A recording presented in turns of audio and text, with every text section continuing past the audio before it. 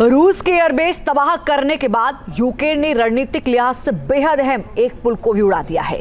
Ukraine के 2 बड़े हमलों के बाद रूस बेहद गुस्से में है। ऐसे में उसके घातक पलटवार की आशंका बढ़ गई है। हालांकि रूस ने यूक्रेन के कई शहरों पर हमला कर तबाही मचाई है, लेकिन अभी भी यह डर है कि वो घातक बदला लेगा। इस आशंका के बीच दुनिया की टेंशन और ज्यादा बढ़ गई है। रिपोर्ट देखिए।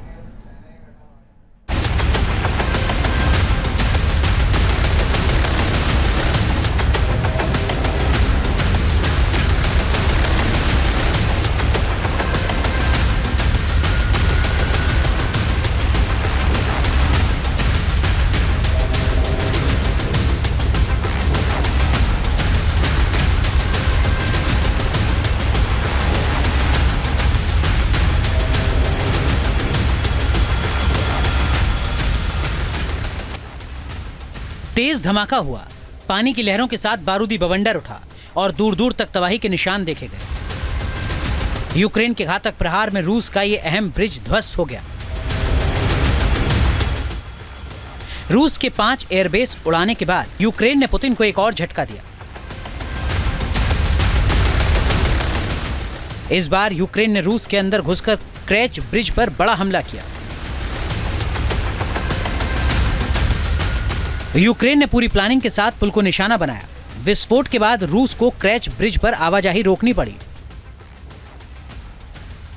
यह ब्रिज यूक्रेन में ऑपरेशन कर रही रूसी सेना के लिए रणनीतिक लिहाज से बेहद अहम है। यह रूस की मुख्य भूमि को कब्जे वाले क्रीमिया से भी जोड़ता है। यह पुल पहले भी कई बार यूक्रेनी हमले का शिकार हुआ है। इस पुल को उड़ाने के लिए यूक्रेन ने 1100 किलो विस्फोटक का इस्तेमाल किया। अंडर वाटर ड्रोन से पुल को उड़ाया गया। पिलर के बेहद नजदीक विस्फोटक लगाकर ब्लास्ट किया। हमले के लिए 14 महीने से प्लान बनाया जा रहा था। जिस ड्रोन की मदद से रूस का पुल उड़ाया गया, बाद में उसका मलबा भी पानी में देखा गया। रूस के सैनिक ड्रोन के मलबे को पानी से बाहर निकालते हुए नजर आए। महज 3 दिन में यूक्रेन ने रूस को 2 बड़े झटके दिए हैं। ऐसे में रूस के घातक पलटवार की आशंका बढ़ गई है।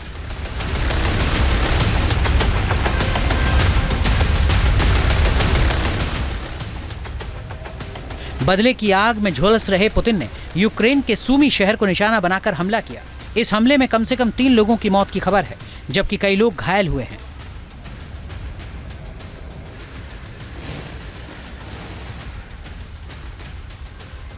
रूस ने टोर्नाडो और किंजल हाइपरसोनिक मिसाइल से यूक्रेन पर हमला किया।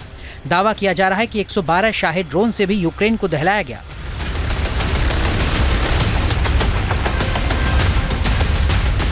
हालांकि यूक्रेन ने 75 यूएवी को हवा में ही मार गिराने की बात कही। रूस ने यूक्रेन के ओडेसा पर भी बमबारी की, जिसमें कई इमारतों में आग लग गई। साथ ही कई गाड़ियां भी इस हमले की चपेट में आईं। यूक्रेन ने खुद फुटेज जारी कर रूसी हमले के बारे में जानकारी दी। मिडनाइट अटैक से कई रिहायशी इमारतों को नुकसान पहुंचा। हालांकि किसी की जान जाने की खबर नहीं है। रूस ने खार्किव और चेरनिहिव में भी ताबड़तोड़ हमले किए।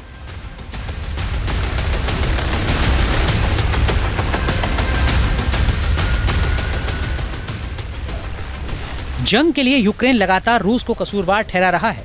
रूस के हमलों को लेकर कई सवाल भी उठा रहा है। युद्ध विराम के लिए बड़े देशों से दखल देने की गुहार भी लगा रहा है, मगर रूस ने अपना रुख साफ कर दिया है कि फिलहाल इसके आसार नहीं है।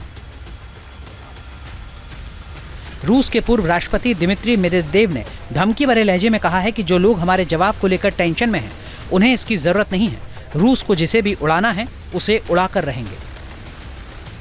जो ड्रोन्स हैं किसी भी एडवर्सरी के लिए जाहिर है कि बहुत बड़ी क्षति पैदा कर सकते हैं। जैसा कि रशिया के अनेक जो स्ट्रेटेजिक बॉम्बर्स हैं वो इसमें तबाह हुए हैं। रशिया को लगभग $7 बिलियन की हानि हुई है और ये यूक्रेन के द्वारा रशिया पर किया गया जाहिर है कि एक बहुत ही बड़ा हमला है और जिसको कि रिस्पॉन्ड करने की जो तैयारी है वो रशिया निसंदेह कर रहा है। लेकिन इसमें कोई दो राय नहीं है कि आर्टिफिशियल इंटेलिजेंस से लैस ये जो OSA FPV ड्रोन्स हैं, उन्होंने रशिया के स्ट्रेटेजिक बॉम्बर्स को जिस तरीके से नष्ट किया है, उससे रशिया में इन्होंने भारी तबाही मचाई है। और ये जो ड्रोन्स हैं, इन्होंने जाहिर है कि युद्ध के क्षेत्र में अपनी एक बड़ी महारत सिद्ध की है। यूक्रेन ने बीते दिनों जिस तरह रूस को टारगेट किया है, उसके बाद जबरदस्त पलटवार की आशंका बढ़ गई है। माना जा रहा है कि पुतिन की सेना हिसाब बराबर करने के लिए घातक हमला करेगी, जिससे नाटो के देश भी सहमे हुए हैं। यही वजह है कि नाटो ने अपने ground based air defence system को 5 गुना मजबूत करने की तैयारी तेज कर दी है।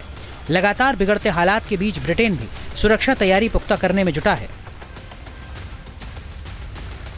जहां भक्ति है हर शब्द में, कथाओं में छुपे हैं दिव्य रहस्य और ज्योतिष देता है जीवन को दिशा। धर्म से जुड़ी हर बातों को जानने के लिए हमारे चैनल स्तुति को सब्सक्राइब करें। चैनल पर जाने के लिए इस लिंक पर क्लिक करें।